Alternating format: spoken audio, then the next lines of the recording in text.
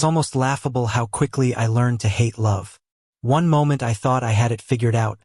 The next I was standing in the middle of a supermarket parking lot with a bouquet of wilted roses and the sound of his car engine fading into the night. Love, for me, had turned into nothing more than a cruel punchline. But then the notes started appearing. The first was wedged between the pages of my battered notebook, the one I carried everywhere like some pathetic security blanket. Scrawled in rushed handwriting were the words, "You deserve to be happy. Don't forget that." No name, no explanation, just a whisper of hope I had no intention of believing.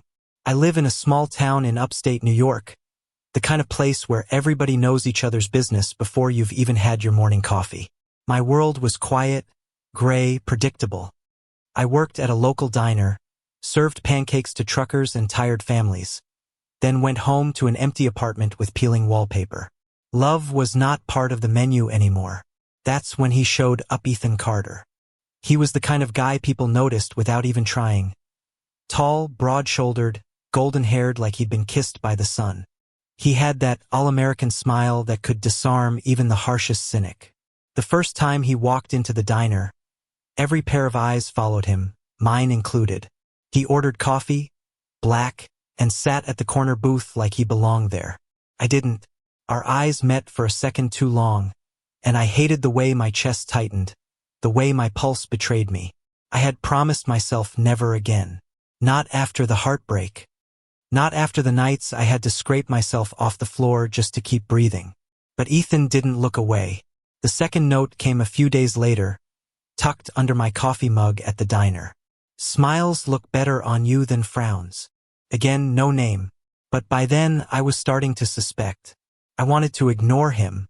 God, I needed to ignore him. Yet every note chipped away at the armor I had built. Little reminders that someone saw me, that maybe I wasn't as invisible as I thought. The third note wasn't written, it was spoken. "You always look like the world's about to end," Ethan said one quiet evening as the diner emptied out. His voice was low, cautious, like he knew I'd bolt if he pushed too hard. "But maybe it doesn't have to." I laughed, sharp and bitter. "You don't know anything about my world." His eyes softened. "Then let me." That was the beginning. Of course, small towns are not kind to boys like us. They talk. They judge. And I had spent years making sure no one had reason to whisper my name with theirs. Love was dangerous, reckless. Love was a weapon that had already gutted me once. But Ethan was persistent. He left me notes everywhere. On napkins, inside library books, tucked into the pocket of my apron. Some were silly. "You should try the apple pie before you die. It might just save your soul." Others were achingly sincere. "I don't want you to disappear into yourself. Stay." And every time I found one, I felt my walls crack just a little more. Still, fear is a stubborn thing. It lingers, heavy and suffocating. And it whispered constantly, "They'll never accept you. He'll never stay. You'll lose everything." The night it all came crashing down, the diner was packed with Friday night regulars. I was moving between tables when I overheard Itwo men at the counter, voices dripping with disdain. "Carter's been hanging around that kid from the diner," one sneered. "Disgraceful. His family must be real proud." My hands shook so badly I dropped a plate. The crash silenced the room for a split second. Then everyone returned to their meals, pretending not to notice. But I saw Ethan's eyes on me from across the diner, filled with something I couldn't name: anger, pity, maybe even love. I hated him for it. I cornered him outside after my shift, the cool night air burning my lungs. "You don't get it?" I spat, shoving his latest note into his chest. "You think these words fix anything? They don't. They just make it worse." He didn't flinch. He just looked at me, steady, unshaken. "Then tell me what makes it better, because I'll do it, whatever it is." His voice cracked, and that terrified me more than anything else. Because for the first time in years, someone wasn't leaving. Someone was fighting. For me. But could I let him? I wanted to. God, I wanted to believe that his words weren't just empty promises. That maybe this time, love wouldn't end in ruins. Still, the ghosts of my past clung to me, pulling me back. I remembered the last boy I loved, the betrayal that left me shattered, the cruel laughter of people who said we deserved it. That wound hadn't healed. I wasn't sure it ever would.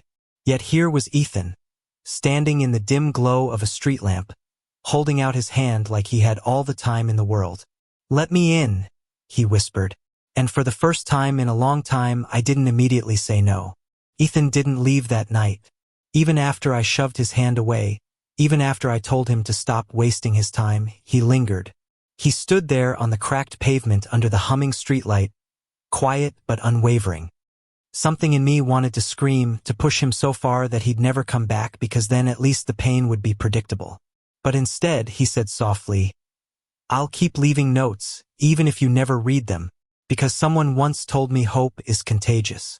Maybe one day you'll catch it." And damn him, I did. The weeks that followed were messy. Whispers spread faster than the autumn wind, slamming into every corner of town. I overheard them at the diner, in the grocery store, even in church. 2 boys. Shameful. Wrong. Dangerous. Fear curled in my stomach, a poisonous knot. Every instinct told me to cut Ethan off before it was too late. But he kept showing up, slipping notes into my world like little life rafts. "I'll stand in the storm if it means I get to stand next to you. You don't scare me. Your silence doesn't scare me. Losing you does. Let's write a story they'll never forget." It was unbearable, beautiful, terrifying. One night, after another exhausting shift, I found him waiting outside the diner with 2 takeout bags and a smile that melted every piece of armor I had left. He didn't ask permission. He just walked beside me, matching my steps. We ended up on the hood of his truck, eating greasy burgers under a blanket of stars. "Why me?" I whispered. The question had been clawing at my chest for weeks.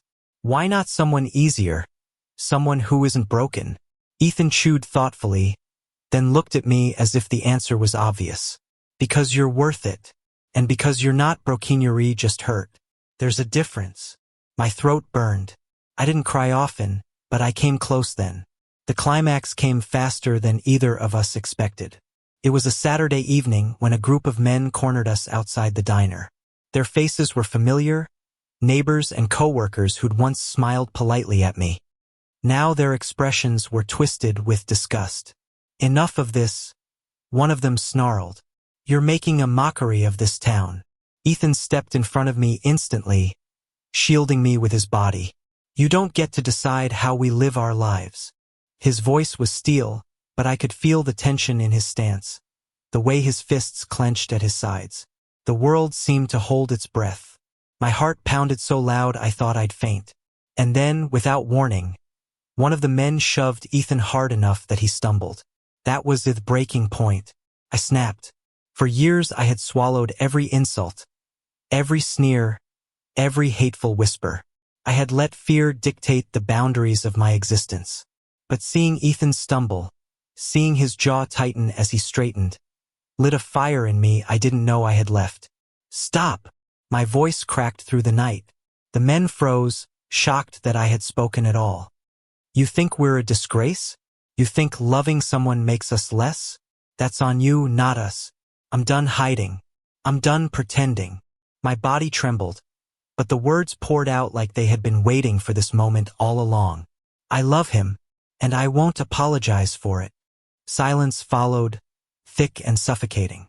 Then, slowly, the men muttered curses under their breath and walked away, their shadows stretching long under the streetlights. Ethan turned to me, eyes wide with something raw and unguarded. "Say it again," he whispered. I swallowed, tears burning my vision. "I love you." The smile that spread across his face was brighter than any dawn I'd ever seen. He pulled me into his arms, and for once, I didn't resist. I let myself be held. I let myself believe. The aftermath wasn't a fairy tale. The town didn't suddenly transform into a haven of acceptance. Some people still whispered, others looked away. But something had shifted inside me. I wasn't invisible anymore. I wasn't hiding. And with Ethan by my side, I felt braver than I ever thought possible. The notes didn't stop either. Only now they weren't hidden. He'd leave them on my pillow, on the dashboard of my car, tucked into the pockets of my jacket. They weren't lifelines anymore, they were love letters. You are my favorite chapter. The world is ugly, but with you, it feels like home. Forever starts now. One evening, months later, we found ourselves back in the park where the leaves had first started to turn. The air was crisp, the sky painted in strokes of orange and purple. Ethan pulled a folded note from his pocket and handed it to me, his hand shaking just enough to betray his nerves. I opened it slowly, my heart pounding. I promise to keep choosing you, even on the hard days, especially on the hard days. Will you choose me too? When I looked up, he was on one knee, eyes shining with hope and fear all at once. For a moment, time stood still. The ghosts of my past whispered their doubts, their warnings. But they no longer had power over me, because standing before me was the boy who had rewritten my story, one note at a time. Yes, I breathed, tears streaming freely now. Yes, 1,000 times yes. He slipped the simple silver band onto my finger, and the world around us erupted in colors brighter than any sunset. We kissed, slow and certain, as the leaves swirled around us like blessings from the universe itself. Love hadn't destroyed me. Love hadn't betrayed me. Love had found me in the form of Ethan Carter, a boy with golden hair and too much faith, who believed I was worth every note, every risk, every whispered promise. And for the first time in my life, I believed it too, because sometimes the things we're most afraid of are the very things that save us. And sometimes happiness isn't a miracle. It's just someone brave enough to keep leaving notes until you finally believe you deserve them. Thank you for listening. Don't forget to like and subscribe to stay updated with the latest videos.